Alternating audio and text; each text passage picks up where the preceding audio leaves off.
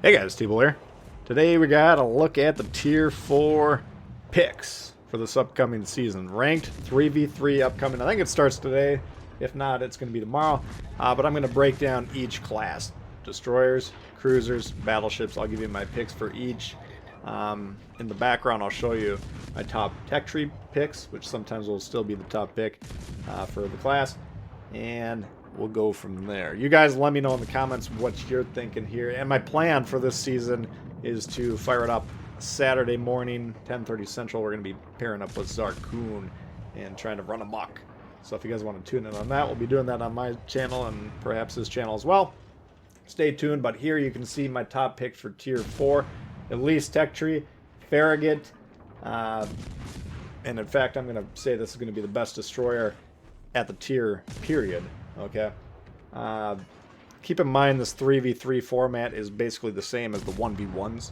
Close quarter, brawls, you know, kind of quick violent encounters is basically how it's set up.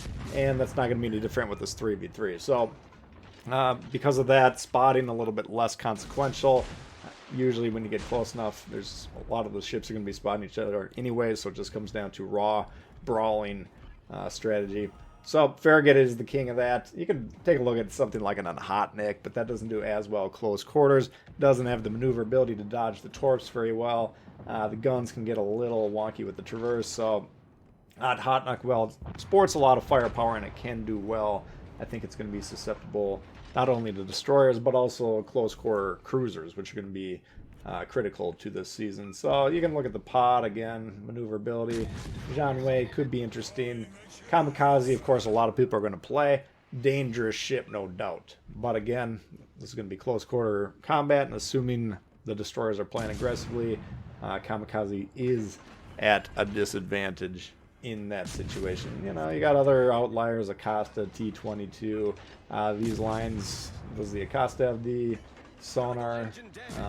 No, it doesn't at that point in time. So I don't think, you know, Acosta or T-22 are really that good.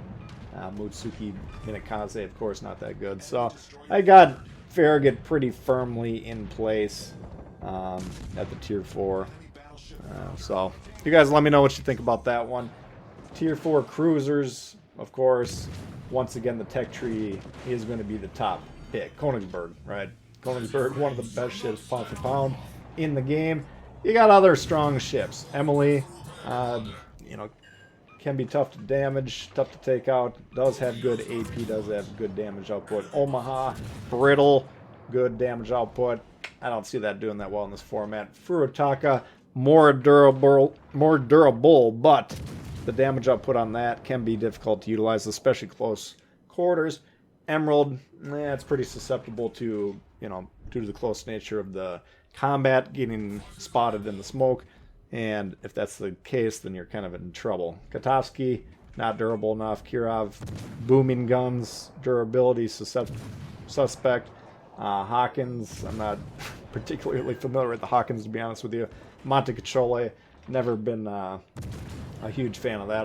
That one can be a little bit tough to sink. So that's kind of the breakdown of the tech tree, but everybody knows Königsberg, a maniac. And this footage here that we're showing in the background, normally when I'm showing Königsberg, it's going to be 20 Citadels. I think this game, if I remember, was pretty heavy on the HE. So this thing is versatile. It can deal with destroyers. You got the sonar. You got the, you know, quick reload, the high damage output against these destroyers. Cruisers, look out. If you go broadside of the Königsberg, it can basically dev strike you, kill you in 1, 2, 3 shots. You want to angle, go right ahead. You know, HE pretty good on the Königsberg. And battleships. And that's kind of obviously the main counter of the Königsberg. And if they are aggressive at shooting it, can have a little trouble defending itself.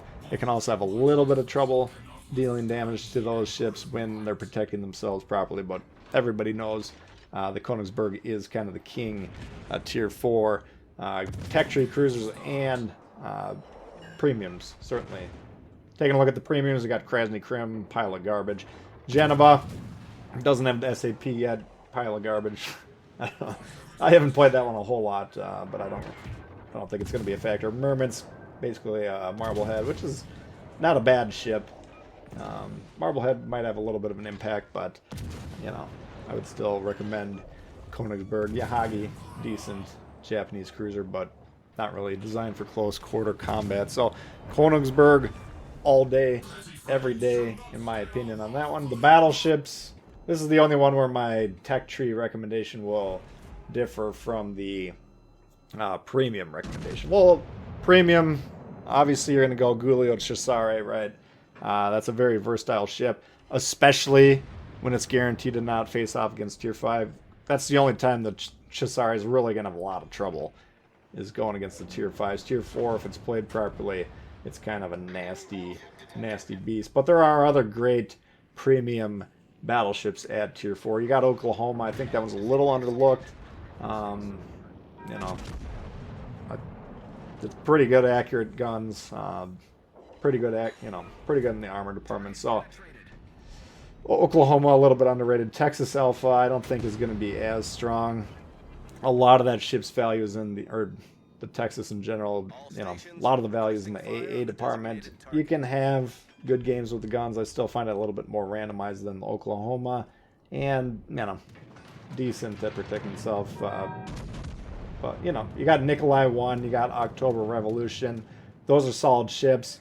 But compared to the Peter, which we're going to talk about in a moment, I still think in this format, those are going to be a little bit better. I mean, you can make the case for Nikolai 1 because that ship, it has 3 turrets that turn through the front of the ship, very sturdy in the front.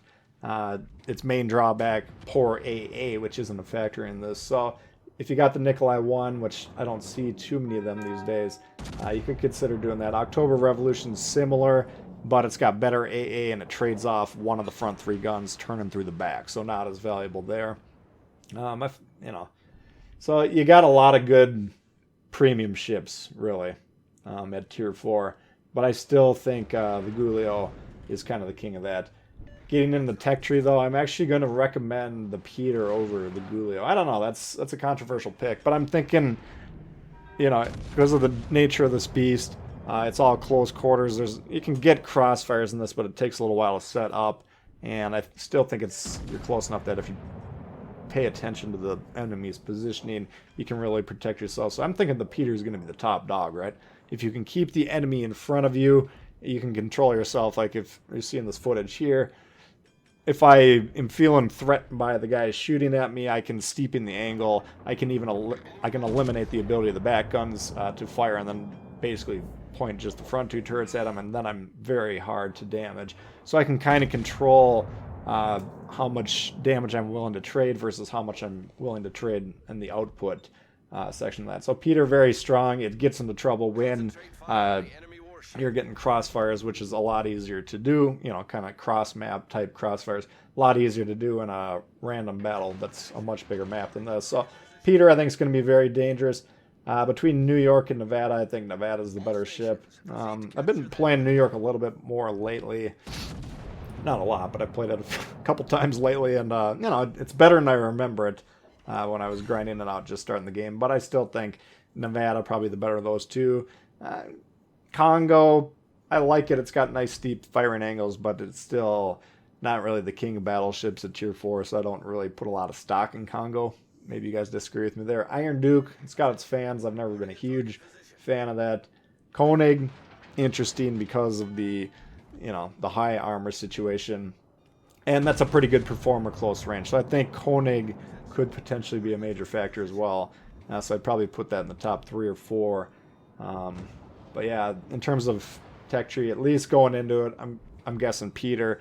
If I wind up playing Battleship and I take it out there a few games, maybe I'll say, oh, well, these maps aren't as conducive to keeping the enemy in front of me as I thought, in which case we'd probably switch off to something else. Brittany, you guys know I love that, Tier 4 French battleship, but I don't think this is the format for that. That really shines in randoms when you can kind of hopefully get a lot of cruisers that you can blow up, or, you know, unsuspecting battleships cross-fired downrange. So those are my picks. I think you got a lot of good options for Battleship, but Peter / Giulio are kind of going to be my top picks there. Farragut, of course, Destroyer, and Königsberg cruisers. You guys let me know in the comments if you think I'm spot on with these or where you think I'm missing the mark.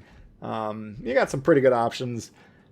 But it should be a pretty fun season. So, again, if you guys want to tune in and check me out on Saturday, that's when we're going to be attempting to grind through that. So, hopefully we'll see you guys then. But in the meantime, if you did enjoy this video, please hit the thumbs up. If you're new to the channel, consider subscribing. We've got lots of World of Warships coming all the time for you. Questions, comments, leave them below. Love to hear from you. And we'll see y'all later. Peace.